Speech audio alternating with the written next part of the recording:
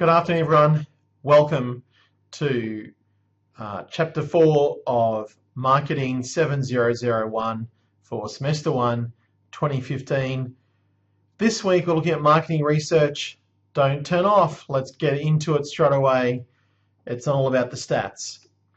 So, the objectives for Chapter 4, this is more for the blended people or on-campus people who've got a final exam to come to. These will provide you with good study questions. Have a look at these and then use these as revision. So where we are in the semester, this week we progress through the ladder and we get into understanding consumers' value needs, which is figure 4.1 here in the textbook. So it's worth keeping up to see where we are currently in the course. So let's get into understanding what is involved marketing research. The first thing we need to understand is the marketing information system itself and what it really constitutes. And in this case, my quote there, the customer gives an organisation two gifts, money and information. It is so true in this day and age that they are indeed two gifts we get from every consumer. What we do with each of them, of course, is up to the organisation. Okay, so really what we are as marketers nowadays is the information accountants. We look after all this information coming into the organisation and we deal with it and analyse it and use it. So the marketing information system, defined just broadly, is a process that first determines what information managers need and then gather, sort, analyses, stores and distributes relevant and timely marketing information system to system users. Deep breath. In other words, we're pulling everything together and making sense out of it, which can then be used in a competitive way by marketers. And this is what it looks like in a broad scale. So this is what we're looking at all of today. Figure 4.2, for those people out there, please mark it down as one to learn if you're doing their final exam. It's a good one for study purposes. We've got internal company data, marketing intelligence, marketing research, and acquired databases, all leading to our hardware and software for the analysis stage, which then gets turned into information for marketing decisions. Now, let's go through each of these points raised before in that diagram. We've got firstly internal company data, so this is all the information the company gets from sales reports, financial reports, marketing campaign results, feedback from sales staff, customer history, and customer complaints. Then we've got marketing intelligence itself, and marketing people are indeed intelligent. Stop those evil jokes out there. We get intelligence from many, many different sources, from the internet, newspapers, retailers, suppliers, observation, government reports, trade magazines, and mystery shoppers. Now, it's a lot of information to get, and nowadays you can add on to the internet also apps via social media as another way of getting information. In fact, as seen by the trend in big data, information is only growing in use and collection, so it's something to keep an eye on in the future. Talking of future, we have futurists and scenarios, where we have people who might be into predicting the future based on information, so predictability and probability. So these people might be called choice modelers. You may have heard them called choice modelers, and these people basically have a background in statistics and econometrics, and the econometricians out there would love this area of marketing. They've transformed themselves into marketers. Even though speaking to them, they're still mathematicians really, basically. For scenario people, what we might try and do is look at different scenarios and different cases and try and predict what may happen in these situations.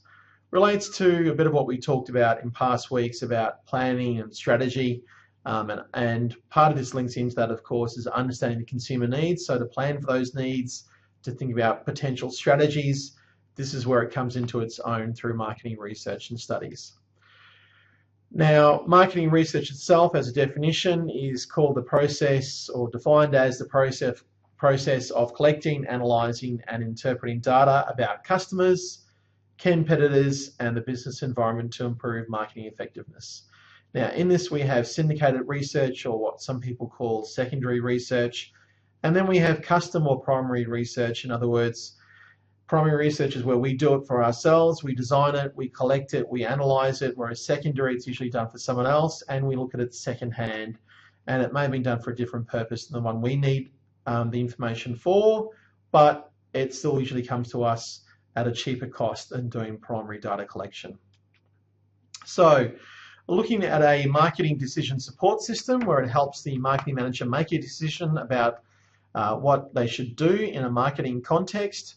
Looking at how this data comes in, it's from the MIS data, so the marketing information system data flows into our software programs.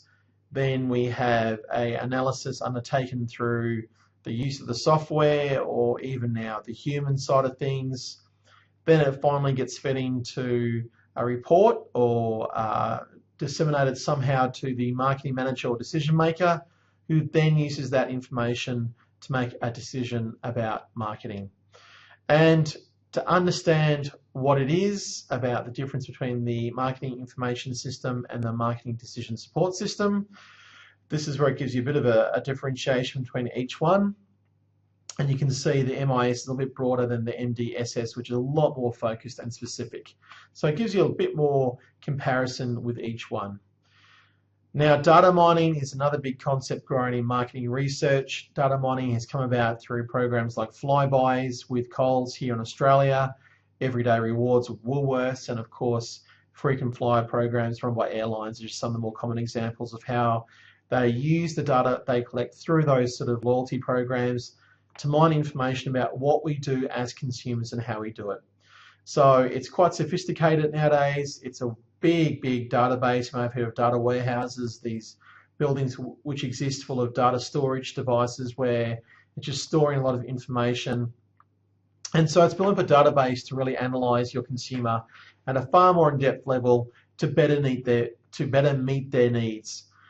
It's been a long day. So again, with data mining, these are the the four important applications for marketers: customer acquisition, customer retention and loyalty, customer abandonment, so why people might leave the brand, and market basket analysis. As I said to my in-class cohort last week, it's important to understand not just the volume of sales or the profit margins, but more precisely who's buying what and how much they're buying and at what margin specifically. So for the mainly part or the rest of part of today, we'll be going through the steps of the marketing research process. Step 1 will be defining the research problem itself, then across to 2 where we might determine the research design, down to 3 where we choose the method for collecting primary data. 4 is all about designing the sample. We'll collect the sample as 5. 6, analyse and interpret the data. And finally, we'll prepare a research report to give to marketing managers and other decision makers.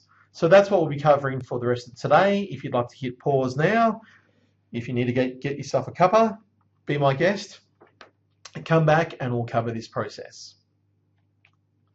Okay, well, let's get into step 1 then. Define the research problem itself. Number 1, we need to look at the specifying the research objectives.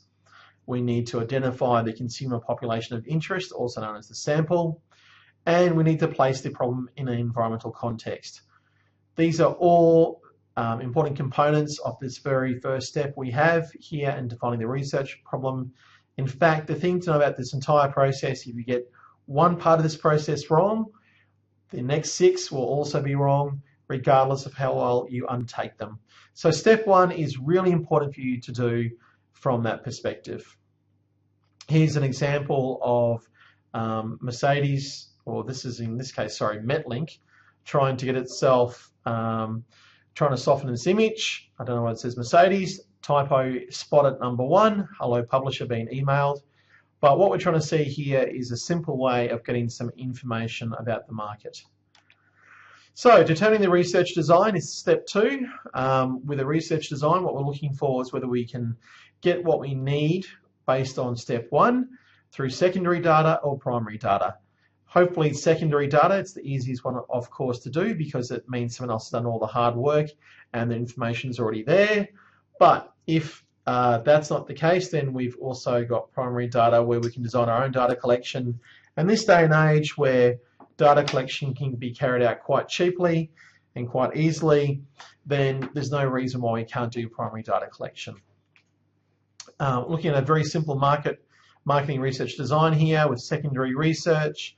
To spot secondary research, to know what it is, we've got both internal and external sources of information which can provide information as part of a secondary research collection. You can see each one there on the screen, what they might constitute. And of course, primary research, which is where there's a lot of interest nowadays by people because it gives you the information you want. It's been designed for you. It's basically like looking at the difference between a new car and a second-hand car. The new car will always be the one you'd like to get because it's designed to meet your specific needs, whereas the second-hand one, maybe it's in a few miles already, maybe someone else got it, and maybe it doesn't do everything you'd like it to do, but it's far, far cheaper than the brand new car, which could be unaffordable. So looking at the exploratory research part of primary research, that constitutes consumer interviews, focus groups, projective techniques, case studies, and ethnographics. Descriptive research here is very simple research. It gives you cross-sectional and longitudinal studies. And then causal research, we're looking at cause and effect. So laboratory research, which is what I do as a marketer, and field studies, which is what other people undertake in a more experimental setting as well out in the field, like in the retail environment, for example. Now, if you want to know more about marketing research, you can of course go to the ABS, the Australian Bureau of Statistics, which are headquartered here in Canberra, in fact in Belconnen, sunny place that is. You can visit their website. You don't need to go off to Belconnen, Belco. Or you can go to Google. Visit Google, of course. I'm sure you all know what Google is.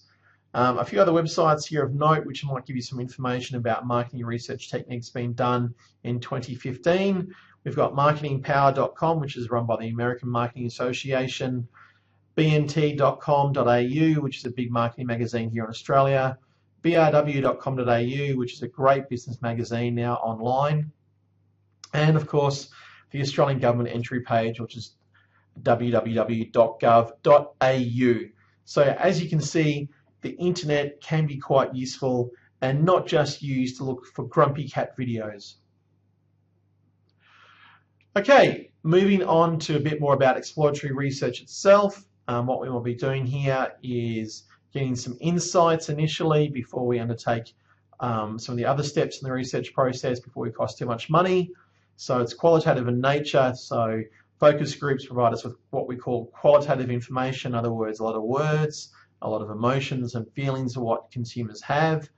It's a lot smaller in scale than other types of marketing research. But at the same time, it can take a while to sift through the results because you need to interpret the results, which is a subjective process usually. On the other hand, we can also do consumer interviews, case studies, ethnographic research, projective techniques. These are all ways of probing the consumer in a qualitative way and getting them to really discuss and explore what they feel about a product or brand before we really ask them or do a scientific study on them, which might produce a lot more numerical based results. And using exploratory research, here we've got a great website from Austrade. Austrade provide lots of good information on some of the stuff they do for marketing research. I recommend you have a look here on their website about how they talk about to undertake some exploratory research, in particularly if you're thinking about exporting to different markets across the world, which we looked at last week. So it's something to look at again this week is how you might do some basic research to understand the markets you're going into.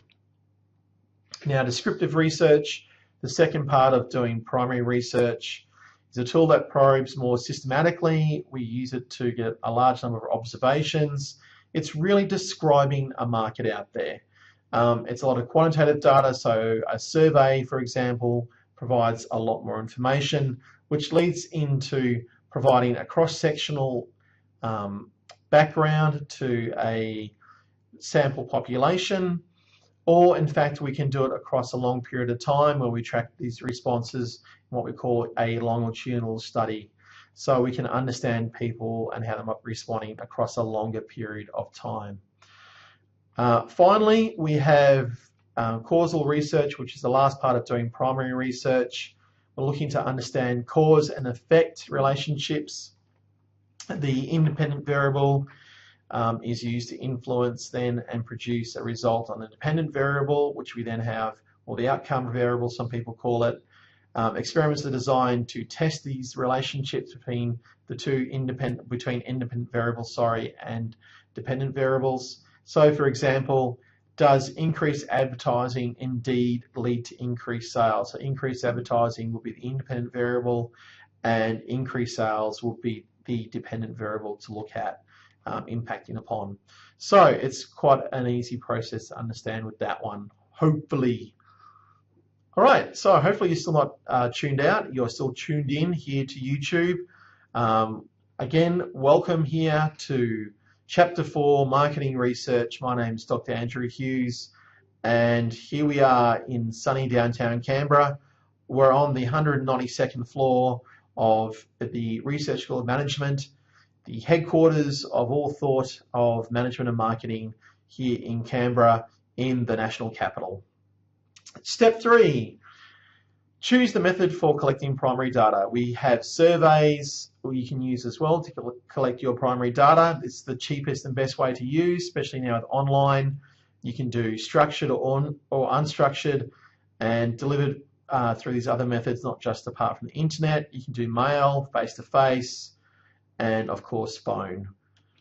And different reasons here to use mail and phone and face-to-face, and of course online as well.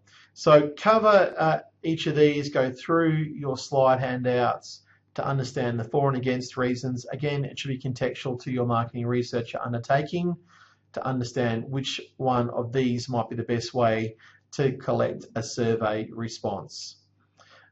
Just on survey responses too, just to understand, you can expect a survey response rate of about 2%. Above that, it's fantastic. Some of the higher figures, usually they're involving a monetary reward to people to complete a survey. You might even then, at best, get only between 20 and 30%. So it can be a very time-consuming process before you get the required numbers you need. Okay, so if you can't wait for that, maybe observation can help you out with your primary data collection. All you're looking at doing here is recording the consumer's behavior. We have, in this case, personal observation, so just looking at someone discreetly if you can. Nowadays done by what we call surveillance cameras in retail stores, where someone can look, be quite happily up in a surveillance room, having a cup of coffee, whilst you browse the aisles, looking at products. They can look at your behavior. We can also have other unobtrusive measures, so it might be things like using the loyalty scheme I talked about before, like everyday rewards, and how then they might look at your basket of goods over your shopping, when you might enter the store, for example, when you might leave, and then how long it took you to buy that many products. Mechanical observation is a more, I suppose, scientific way of observing people. It could be the basket of goods, but then also then going back through understanding when you might have bought these products the first time. If you buy them lots, do you change in seasons or moods or whatever it happens to be, to try and identify trends in the marketplace. Okay, data quality. Now, this is important to understand with any data. The validity, reliability, and representation of the data to the identified sample population is very, very important. It needs to be valid, so it needs to be actually applied to the population we're looking at. It needs to be reliable, so in other words, quite recent, and also be something which has been collected the right way. And it needs to be representative of the sample, so collect it from the sample. But the more specific, the better.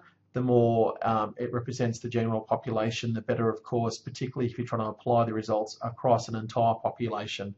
So these are all important characteristics of data quality. I recommend, again, you understand this slide as one to learn for this week's material. Even if you're not doing the final exam, I still say you need to understand data quality and the concept as it applies in marketing research. Step 4 now, we're not too far away from the end. We've got about 7 to 8 slides left to go for today, so hang in there. Being YouTube, again, you can hit pause, go off and grab yourself a cuppa. But here we are in step 4, designing the sample. So when it comes to something like sampling, is understanding how we're doing our sampling. We need to select people who are from the targeted population, and that can be done through either probability sampling or non-probability sampling. Always try and go for probability sampling because it usually is a lot more reflective of the target population. That said, it's also harder and longer to do that method. So most people I find in marketing research will do, in fact, non-probability sampling because it leads to a quicker result collection, even though it's usually flawed. I'll let you be the judge of marketing research. Once you've then got the data, you need to, if you're undertaking focus groups, you need well-trained interviewers for that. If you're interviewing consumers, you need well-trained interviewers as well. You need to have good supervisors to make sure the interviewers don't cut corners. It's a very, very hard job. Most people would like to, because normally most people hate marketing research. Think about it like this: when was the last time someone who asked you to stop and complete a survey, you actually did so? Naughty you. You should, for the duration of this unit, if you can, just to understand what they're doing with their marketing research. Okay, concept here coming out of marketing research in the last few years is what we call single source data, which means we integrate it from large consumer panels, and it's comprised of people who agree to participate in ongoing marketing research. So it's from a single source, in other words, and it comes usually in a longitudinal study, so we can track purchase and consumer behaviour across a long period of time from a single source. Means we can actually identify trends happening quite easily using that sort of data approach. Okay, 2 steps to go. This is step 6. We now need to analyse and interpret the data. So we need clean and verified data, those 3 characteristics I talked about before, about validity, reliability, and representation or representativeness. Tongue-tied and twisted, just an earthbound misfit, am I? So yeah, we need clean and verified data. We have to choose the appropriate statistical techniques. So we have to make sure we know which techniques we're going to use to analyse the data to produce the right information which will help us solve the marketing problem we have. We'll often use tables and graphs, or graphs, depending on how you want to pronounce it, to analyse things. You can also use crosstabs. In fact, there's a program out there called crosstabs used by people who do marketing statistics, and where you examine the data in groups, which then leads to, once you've done that stage, preparing the research report, where you put all those things into a report, similar to what you might be doing this semester on a marketing plan. We have an executive summary, a description of the research methods used, a discussion of results, identification of limitations. That is important. I've seen some people brush that off or not even include it. Yet we're all human. We've all got failings and weaknesses, so limitations is a good way of identifying what they are. Conclusions and recommendations is the final part of any report. So that's your marketing research report. To really get a feel of this nowadays, though, in 2015, how it's changed a lot now through social media, and we're moving back into qualitative information, because what people are doing on social media, of course, is very qualitative. They're expressing their words, their emotions, their feelings. And so marketing research in itself is undergoing a sea change in its concept and its constructs. So we've got an example here with YouTube, where it provides a better understanding to brands like Lonely Planet through their channel. And even myself, using YouTube this semester, has helped me get an understanding of how you guys watch lectures and watch media. So it's been very interesting to see how people do that. So online research, for sure, it's taking off. It's now all about social. Forget these figures here, 2002. Are we nuts? Textbook is really out of date here. But what I can say to bring you up to date is social media now is dominating marketing research because it reveals the behavioral and psychographic thinking of consumers. When we do the 4 bases of segmentation, you'll come to understand that those 2 areas of segmentation, how consumers think and behave, are so critically important to understanding then what marketing methods might be effective with your chosen target market. Okay, online testing, as I said before, people might want to do marketing research for their assignment plans, particularly those people doing startup options.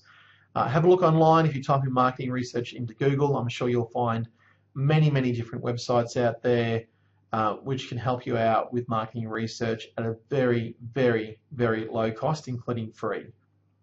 So keep an eye out for those ones and look around Indeed for those. So that's it for marketing research. I'm going to wrap it here. I'll just cover a few things from this week's material.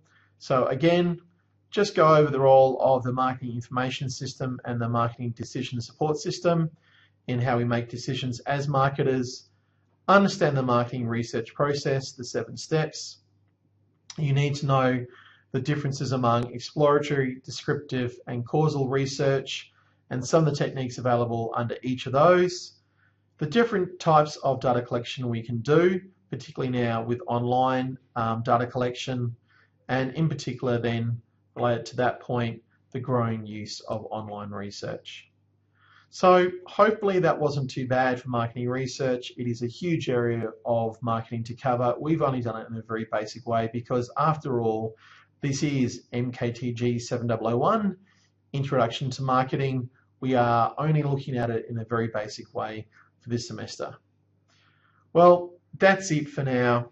This is Dr. Andrew Hughes signing off from the 192nd floor of the Research School of Management here in ANU, downtown Acton in Canberra, the national capital. For now, it's goodbye.